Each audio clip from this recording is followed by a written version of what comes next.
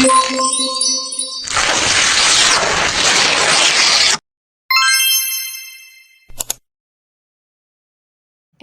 mikro. Ekonomi mikro secara umum. Secara umum, pengertian ekonomi mikro adalah ilmu yang mempelajari kegiatan ekonomi dari produsen dan konsumen dalam penentuan kuantitas, kualitas, dan harga barang atau jasa di pasar. Pelaku ekonomi dalam ekonomi mikro meliputi individu atau perseorangan dan perusahaan. Keputusan penawaran dan permintaan suatu barang atau jasa dapat diambil dengan cara menganalisis kegiatan dan memproses ekonomi mikro. Ilmu ekonomi mikro disebut juga teori harga atau price theory. Hal ini karena setiap barang ekonomi, baik input maupun output, pasti akan memiliki harga. Bila barang atau jasa tersebut tidak memiliki harga atau price, maka teori ekonomi pun pasti tidak ada. Barang input dan output di setiap perusahaan tidaklah sama, tergantung pada pemakainya. Di dalam ekonomi mikro terdapat beberapa aspek analisis, di antaranya yang pertama, analisis biaya dan manfaat. 2. Teori permintaan dan penawaran. 3. Analisis elastisitas. 4. Model-model pasar. 5. Industri. 6. Teori produksi. Dan yang terakhir, teori harga. Pengertian ekonomi mikro dari beberapa ahli. Yang pertama, William M. Snell dan Mary E. Markham, yaitu penjelasan mengenai suatu proses ekonomi terkait pada pengamatan individu, rumah tangga, dan perusahaan dalam mengambil sebuah keputusan. Ekonomi mikro dapat menganalisis perilaku kegiatan ekonomi menjadi sebuah keputusan yang nantinya mempengaruhi penawaran dan permintaan barang atau jasa tertentu. Faktor permintaan dan penawaran barang atau jasa ini menjadi penentu harga, kuantitas, dan kualitas barang atau jasa yang dijual. Ekonomi mikro juga mempunyai tujuan untuk menganalisis mekanisme pasar dalam menentukan keterbatasan sumber daya dan relativitas harga. Yang kedua, David A. Moss. Menurut David A. Moss, pengertian ekonomi mikro adalah suatu langkah untuk menganalisa keputusan yang dibuat oleh seseorang atau kelompok, dilihat dari faktor penyebabnya hingga pertimbangan dan biaya manfaatnya. Yang ketiga, Adam Smith. Pengertian menurut Adam Smith yaitu poin ekonomi yang memiliki sifat ekonomi rasional, sehingga membuat pelaku ekonomi akan mempertimbangkan hal-hal rasional dalam pengambilan suatu keputusan. Yang keempat, Ng Mankiw. Ng Mankiw mengatakan bahwa ekonomi mikro adalah ilmu yang membahas peran individu sebagai pelaku kegiatan ekonomi, cara individu dan perusahaan dalam membuat suatu keputusan, dan cara mereka berinteraksi di dalam pasar tertentu. Yang kelima, Sardono Sugirno. Menurut Sardono Sugirno, dalam buku Ekonomi Mikro, teori pengantar bahwa pengertian ekonomi mikro adalah cabang dari ilmu ekonomi yang mempelajari perilaku antara perusahaan dan konsumen serta penentuan harga pasar. Ekonomi mikro juga mempunyai fungsi sebagai alat untuk menganalisis keputusan dan perilaku kegiatan ekonomi yang akan mempengaruhi penawaran dan permintaan atas barang atau jasa. Analisis inilah yang nantinya akan menentukan harga, penawaran, serta permintaan barang atau jasa di pasar. Yang keenam, David Ricardo. Ekonomi mikro menurut David Ricardo adalah suatu kondisi para pelaku kegiatan ekonomi yang sudah mempunyai informasi mengenai latar belakang sebuah market. Oleh karena itu, ekonomi mikro menjadi faktor penentu harga dari pasar ekonomi global. Dan yang terakhir, dari Marshall dan Pico. Pengertian ekonomi mikro yang terakhir dari Marshall dan Pico yaitu adalah tingkat pergerakan yang tinggi di dalam market, sehingga ekonomi mikro membuat para pelaku kegiatan ekonomi dapat beradaptasi langsung terhadap perubahan yang terjadi di pasar. Selanjutnya, tujuan ekonomi mikro. Beberapa tujuannya yaitu yang pertama, mengkaji mekanisme pasar dari beberapa faktor yang ada. Hasil mekanisme ini nantinya akan dapat mempengaruhi harga relatif barang atau jasa. Yang kedua, menganalisis setiap kegagalan suatu pasar dan mampu memproduksi hasil yang realistis. Ketiga, menjelaskan keadaan teoritis yang diperlukan pasar terhadap persaingan pasar sempurna. Selanjutnya, contoh ekonomi mikro dalam kehidupan di masyarakat Indonesia. Perilaku produsen dan konsumen yang melakukan kegiatan ekonomi dapat dilihat dari proses ekonomi mikro. Berikut ini contoh ekonomi mikro dalam kehidupan masyarakat di Indonesia. Yang pertama, permintaan. Permintaan merupakan contoh ekonomi mikro yang pertama. Arti dari permintaan yaitu jumlah barang atau jasa yang mampu dibeli dan diminta konsumen dalam tingkat harga dan dalam waktu tertentu. Ketika terjadi suatu permintaan, apalagi harga barang atau jasa semakin tinggi, maka jumlah permintaan barang atau jasa pun menurun. Begitu juga sebaliknya. Maka dari itu, dapat disimpulkan bahwa konsumen merupakan pelaku kegiatan ekonomi yang melakukan permintaan terhadap barang ataupun jasa. Kedua, penawaran. Penawaran mempunyai arti jumlah barang atau jasa yang tersedia yang nantinya akan ditawarkan atau dijual kepada pihak produsen atau penjual dengan berbagai tingkatan harga dan dalam waktu tertentu. Bila harga mengalami kenaikan, maka penawaran pun juga akan meningkat. Di dalam penawaran, produsen adalah pelaku yang melakukan suatu penawaran. Teori penawaran adalah semakin tinggi harga, maka semakin naik jumlah barang atau jasa yang ditawarkan. Begitu juga sebaliknya. Yang ketiga, perilaku konsumen dan produsen. Arti dari perilaku konsumen dan produsen adalah segala kegiatan dan proses individu dalam memilih, mencari, membeli, mengevaluasi, dan menggunakan barang atau jasa dalam pemenuhan kebutuhannya. Yang keempat yaitu harga. Harga berhubungan dengan suatu nilai barang dan diwujudkan dalam bentuk uang. Harga merupakan salah satu bagian dalam marketing produk yang menghasilkan keuntungan. Fungsi dari harga adalah sebagai alat ukur nilai suatu barang atau jasa. Apabila terjadi perubahan harga, faktor yang mempengaruhi adalah kondisi perekonomian, kurva permintaan, dan biaya. Yang kelima yaitu biaya. Biaya adalah pengeluaran dari perusahaan atau individu supaya dapat memperoleh manfaat yang lebih banyak dari berbagai kegiatan ekonomi yang dilakukan. Biaya juga dapat mempengaruhi perubahan harga barang atau jasa. Misalnya, biaya bahan baku yang tinggi mengakibatkan harga barang atau jasa tersebut menjadi naik. Biaya dalam ekonomi sering disebut dengan cost.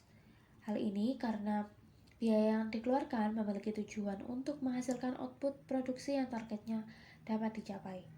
Yang keenam yaitu pasar. Pasar adalah tempat bertemunya penjual dan pembeli serta melakukan transaksi jual beli. Pengertian pasar tidak harus berkaitan dengan bentuk fisik karena pasar atau market tidak memiliki letak geografis dan dapat dilakukan secara daring atau online. Kesimpulan dari ekonomi mikro yaitu dari pengertian ekonomi mikro bahwa perusahaan akan menganalisis market dan mengatur tentang pembentukan harga produk atau jasa yang dikonsumsi tiap individu. Pembentukan ekonomi di suatu negara terdiri dari dua unsur yaitu ekonomi mikro dan ekonomi makro. Sekarang masuk pada materi ekonomi makro. Pengertian ekonomi makro. Ekonomi makro adalah cabang ilmu ekonomi yang mempelajari tentang perekonomian secara menyeluruh, tentang bagaimana ekonomi berperilaku dalam skala besar. Cabang keilmuan dari ekonomi ini mempelajari fenomena ekonomi yang luas, seperti inflasi, tingkat harga, tingkat pertumbuhan ekonomi, pendapatan nasional, produk domestik bruto atau PDB, dan perubahan tingkat pengangguran.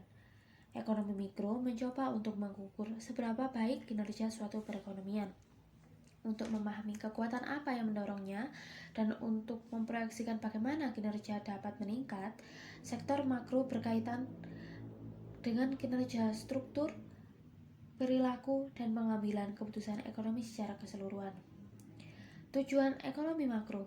Tujuan ekonomi makro ada beberapa macam dan berpengaruh terhadap perekonomian suatu negara.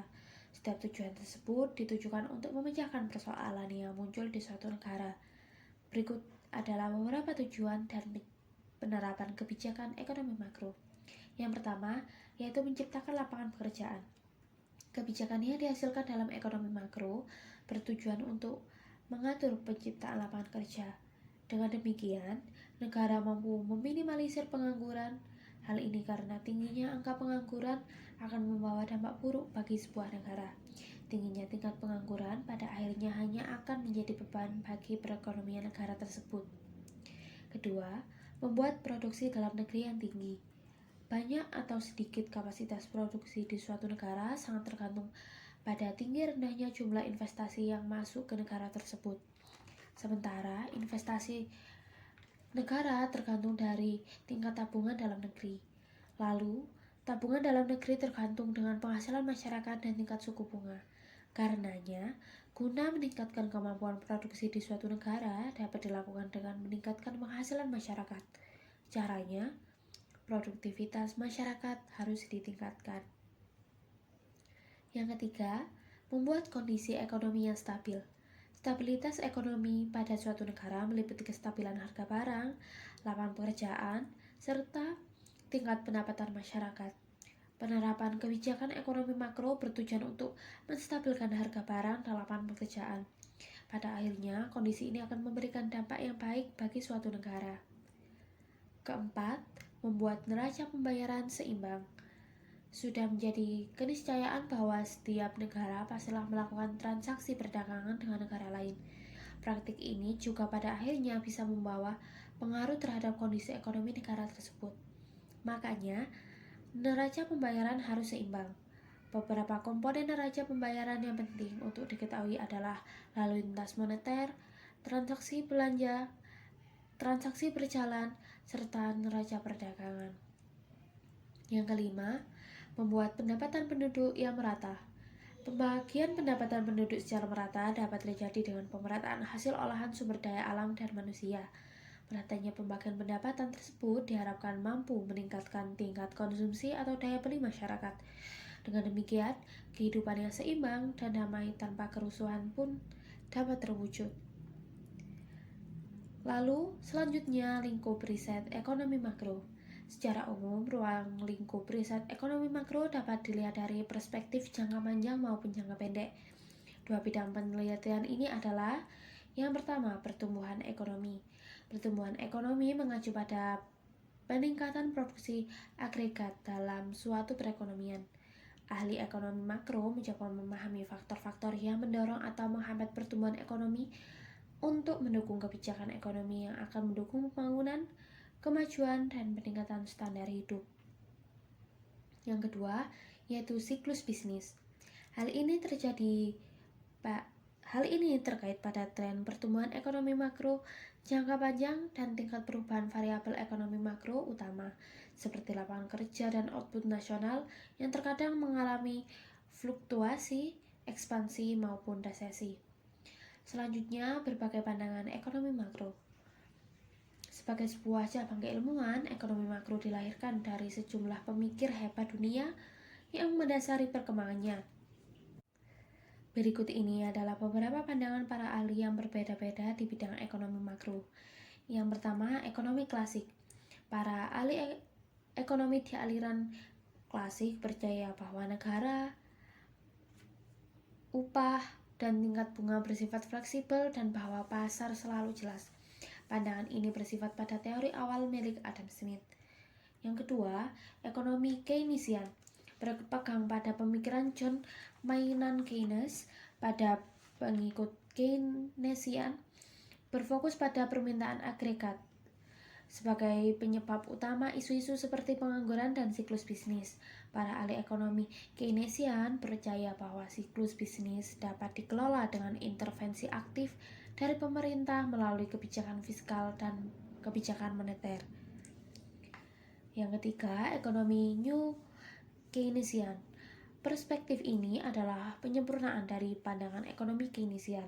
Pandangan ini menambahkan dasar mikroekonomi ke dalam pemahaman teori ekonomi. Misalnya, walaupun rumah tangga dan perusahaan beroperasi berdasarkan ekspektasi rasional, mereka masih harus menghadapi beberapa jenis kegagalan pasar seperti sticky price dan sticky wage. Selanjutnya, ekonomi neoklasik. Penganut perspektif ini percaya bahwa pasar akan selalu berada dalam posisi equilibrium. Perspektif ini melihat makroekonomi dengan berfokus pada pertumbuhan faktor-faktor penawaran dan pengaruh dari penawaran uang atau money supply terhadap tingkat harga. Selanjutnya, kebijakan dalam ekonomi makro. Studi ekonomi makro menyampaikan hal-hal yang berkaitan dengan inflasi dan deflasi, tingkat pengangguran, dan tersedianya lapangan kerja. Dalam praktiknya, ekonomi makro mempunyai beberapa kebijakan sebagai berikut. Yang pertama, kebijakan fiskal. Pemasukan dan pengeluaran suatu negara adalah hal yang diatur dalam kebijakan ini. Pemasukan atau penghasilan negara bisa didapatkan dari pajak yang dibayarkan oleh setiap warga negara.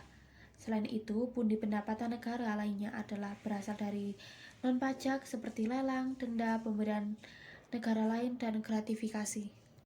Yang kedua, yaitu kebijakan moneter. Kebijakan ini menjadi pembeda antara ekonomi makro dan mikro. Kebijakan moneter berfungsi untuk mengukur seberapa banyak dana yang telah dikeluarkan oleh bank sentral pada suatu negara. Makin banyak perputaran uang yang terjadi, maka akan berpengaruh terhadap tingkat inflasi. Pada akhirnya, hal itu akan meningkatkan suatu harga produk. Sebaliknya, apabila perputaran uang sedikit, maka harga suatu produk lebih murah. Inilah yang disebut dengan deflasi. Kebijakan moneter mempunyai peranan penting dalam kehidupan masyarakat, yaitu untuk menjaga laju pertumbuhan ekonomi di suatu negara. Seperti itulah manfaat belajar ilmu ekonomi, yaitu agar dapat mengerti penerapannya dalam aktivitas kita sehari-hari. Yang ketiga, yaitu kebijakan segi penawaran. Fungsi dari kebijakan ini adalah untuk menyeimbangkan neraca keuangan di suatu perusahaan atau negara. Adalah wajar jika saat ini rata-rata perusahaan membutuhkan ahli dalam ilmu ekonomi. Dengan ilmu itu, harapannya semua proses pengelolaan keuangan, terutama yang memiliki kaitan dengan produksi, dapat dikurangi seminimal mungkin. Selain itu, kualitas produk juga terus dapat diseimbangkan. Dengan demikian, produk yang dihasilkan pun akan lebih berkualitas. Dalam konteks Indonesia, ekonomi mikro menjadi sistem untuk menganalisa perubahan ekonomi di tanah air yang berpotensi memberikan pengaruh terhadap perusahaan, masyarakat, dan pasar. Dari ekonomi makro, kita juga bisa mendapatkan penjelasan tentang terjadinya perubahan kondisi ekonomi di Indonesia demi mendapatkan hasil analisa terbaik. Sistem ekonomi Indonesia. Sistem ekonomi Indonesia pada asasnya berdasarkan pada Pancasila dan UUD 1945. Hal inilah yang membuat sistem ekonomi Indonesia disebut juga sebagai sistem ekonomi Pancasila. Hal inilah yang membuat sistem ekonomi Indonesia sesuai dengan kelima sila. Nilai pertama adalah ketuhanan. Dalam hal ini, nilai-nilai agama menjadi bagian penting dalam sistem ekonomi Indonesia, sehingga perekonomian tidak boleh menyimpang dari segala bentuk etika yang bertentangan dengan keagamaan ataupun ketuhanan. Nilai kedua adalah kemanusiaan. Dalam hal ini, sistem ekonomi Indonesia mengedepankan asas humanis dan menolak segala bentuk eksploitasi alam secara berlebih. Setiap pelaku ekonomi, bagi pemilik modal maupun pekerja, haruslah mendapatkan hak dan kewajiban yang sesuai, tanpa membeda-bedakan. Nilai ketiga adalah kesatuan. Dalam sistem ekonomi Indonesia, setiap kegiatan ekonomi hendaknya didasarkan pada dasar kesatuan, sehingga menghasilkan produk yang tidak bertentangan dengan nilai-nilai yang berlaku dalam masyarakat. Hasil produksi juga diharapkan bermanfaat bagi seluruh masyarakat Indonesia. Nilai keempat adalah musyawarah. Bentuk dari kegiatan ekonomi di Indonesia adalah semestinya dijalankan berdasarkan asas-asas musyawarah, sehingga setiap pengambilan sebuah kebijakan ekonomi lebih bijaksana. Nilai kelima adalah keadilan. Dalam hal ini, skala kegiatan perekonomian dalam sistem ekonomi Indonesia harus dikelola dan dimanfaatkan untuk kepentingan seluruh masyarakat Indonesia. Selain itu, pelaku-pelaku ekonomi juga perlu memastikan proses produksi dan distribusi yang dapat dimanfaatkan setiap orang. Selanjutnya, yaitu ciri sistem ekonomi Pancasila atau ekonomi Indonesia. Sistem ekonomi Indonesia sesuai dengan ekonomi Pancasila. Selain menerapkan prinsip-prinsip pada Pancasila, setidaknya terdapat ciri sistem ekonomi Pancasila menurut pasal 33 Undang-Undang Dasar 1945, yaitu 1. Perekonomian disusun atas dasar usaha bersama berdasarkan asas kekeluargaan. 2. Cabang-cabang produksi yang penting dan menguasai hajat hidup orang banyak dikuasai oleh negara. 3. Bumi dan air serta kekayaan alam yang terkandung di dalamnya dikuasai oleh negara dan dimanfaatkan untuk kemakmuran rakyat. 4. Perekonomian nasional diselenggarakan berdasarkan asas demokrasi ekonomi dengan prinsip kebersamaan, efisiensi, berkeadilan, berkelanjutan, berwawasan lingkungan, kemandirian, serta menjaga keseimbangan kemajuan dan kesatuan ekonomi nasional. Dan yang terakhir, ketentuan lebih lanjut mengenai pelaksanaan pasal ini diatur dalam undang-undang. Selanjutnya yaitu nilai-nilai sistem ekonomi Indonesia. Yang pertama, nilai ketuhanan. Kegiatan ekonomi harus dilandasi dengan keadilan dan kejujuran. Oleh karenanya, nilai ketuhanan menjadi pedoman untuk diterapkan di Indonesia. Yang kedua, nilai kemanusiaan. Memanusiakan manusia sangat penting dalam kegiatan ekonomi. Maka dari itu, manusia harus ditempatkan di posisi yang paling tinggi dari para faktor produksi, modal, dan lain-lainnya. Yang ketiga, nilai persatuan. Persatuan dan kesatuan bangsa Indonesia dapat menjadi pondasi terbangunnya sistem ekonomi di Indonesia agar tercapainya tujuan yang baik. Yang keempat, nilai kerakyatan. Sistem ekonomi di Indonesia harus berdasarkan pada kedaulatan rakyat, karena ekonomi bersumber dari rakyat, oleh rakyat, dan untuk rakyat. Sistem ekonomi dapat terlaksana setelah mendapat mandat dari rakyat. Yang kelima, nilai keadilan. Untuk mencapai tujuan ekonomi yang baik dan bermanfaat bagi semua masyarakat, maka dalam penerapannya harus diperhatikan mengenai keadilan bagi siapapun orangnya. Selanjutnya yaitu kelebihan dan kekurangan sistem ekonomi Indonesia atau sistem ekonomi Pancasila.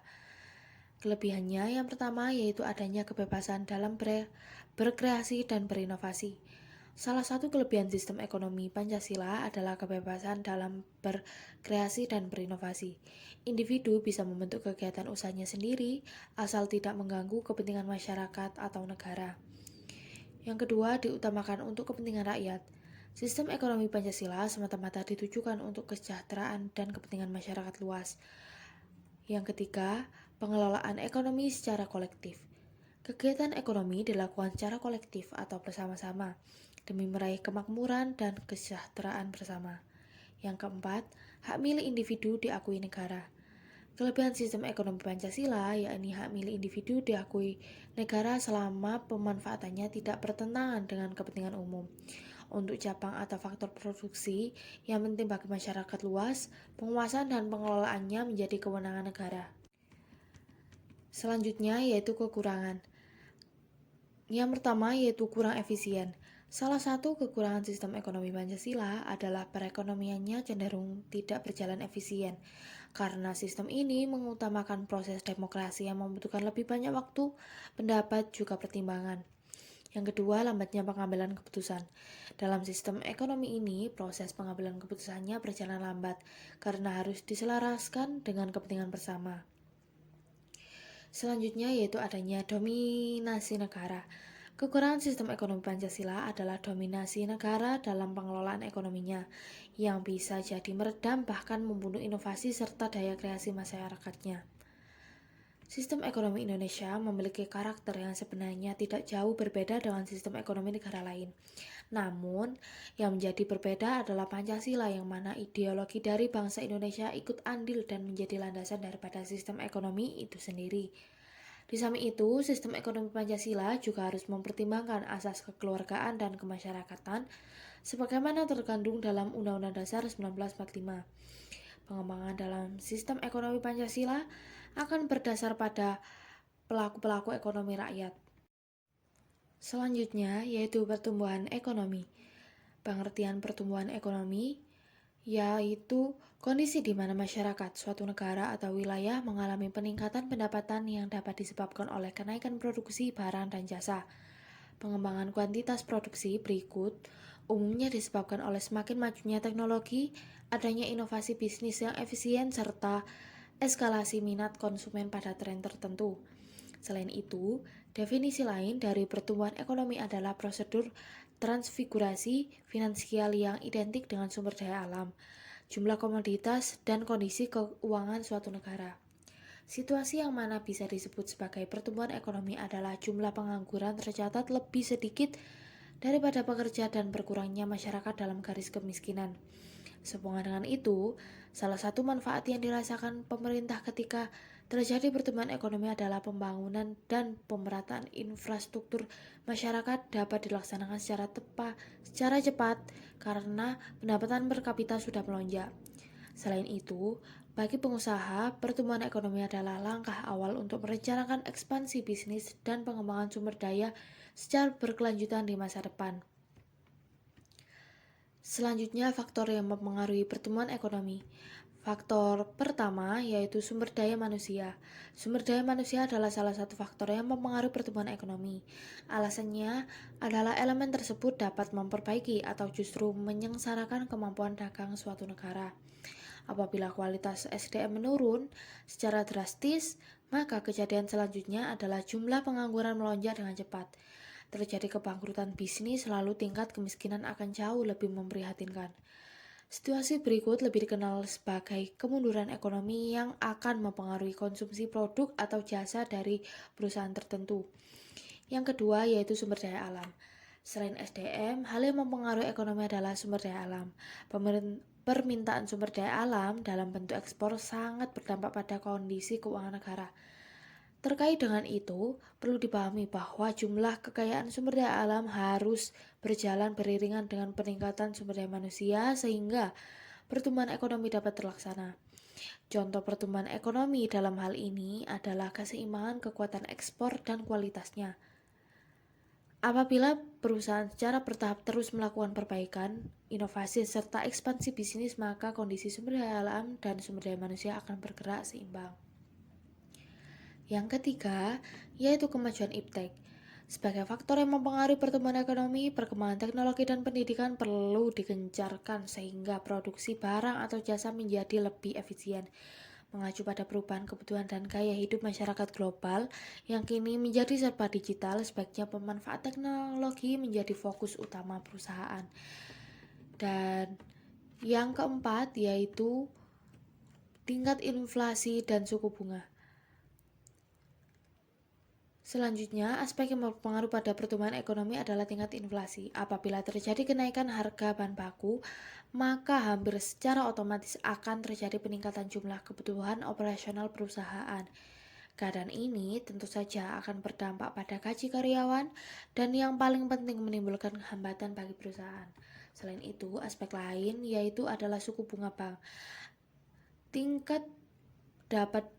Tidak dapat dipungkiri bahwa apabila terjadi kenaikan pendapatan per kapita masyarakat suatu negara, maka aspek berikut juga akan meningkat.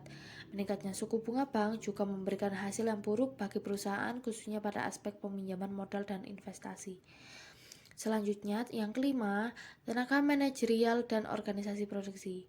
Poin lain yang penting bagi pertumbuhan ekonomi adalah metode implementasi organisasi produksi yang erat kaitannya dengan tenaga manajerial. Dalam hal ini, penggunaan aspek produksi perlu ditinjau sebagai prospek pertumbuhan ekonomi di masa mendatang dapat direalisasikan. Yang terakhir yaitu aspek sosial budaya. Berjalan secara beriringan, pertumbuhan ekonomi dan bidang sosial budaya saling mempengaruhi dalam perkembangannya. Pada dasarnya, pertumbuhan ekonomi didasarkan dengan aktivitas masyarakat yang meliputi sudut pandang, tingkah laku, bahkan motivasi kerjanya. Selanjutnya yaitu ciri-ciri pertumbuhan ekonomi. Menurut Profesor Simon Kuznets, umumnya terdapat 6 ciri pertumbuhan ekonomi yang dapat diperhatikan, yaitu tingkat pertumbuhan penduduk dan produk berjalan dengan cepat. Kedua, adanya peningkatan produktivitas dalam masyarakat. Tiga, terjadinya kenaikan aspek struktural serta urbanisasi. Dan yang terakhir, hadirnya perluasan produksi barang SDM atau SDA ke negara maju. Selanjutnya, yaitu cara menghitung pertumbuhan ekonomi. Pada dasarnya, rumusan pertumbuhan ekonomi didasarkan pada perbandingan antara hal-hal yang menjadi standar keadaan finansial suatu negara pada jangka waktu terkini dengan periode sebelumnya. Sehubungan dengan itu, ada dua hal yang bisa dijadikan cara menghitung pertumbuhan ekonomi suatu negara. Yang pertama yaitu produk domestik bruto. Salah satu perhitungan pertumbuhan ekonomi adalah menggunakan PDB. Pengaplikasiannya yaitu dengan menghitung pendapatan masyarakat dalam suatu negara berdasarkan kawasannya. Dengan demikian, rumus pertumbuhan ekonomi menggunakan acuan ini dilakukan dengan membandingkan PDB saat ini dengan tahun sebelumnya. Yang kedua, yaitu Produk Nasional Bruto atau PNB, yaitu dapat dimengerti sebagai pendapatan negara dalam periode tertentu dan didasarkan oleh penghasilan masyarakat secara menyeluruh. Cara menghitung pertumbuhan ekonomi adalah dengan membandingkan jumlah PNB dari periode saat ini dengan kurun waktu sebelumnya. Kesimpulan, yaitu pertumbuhan ekonomi yaitu dari kondisi di mana barang modal bertambah dan kemajuan standar keuangan masyarakat juga mengalami kenaikan akibat kemajuan teknologi.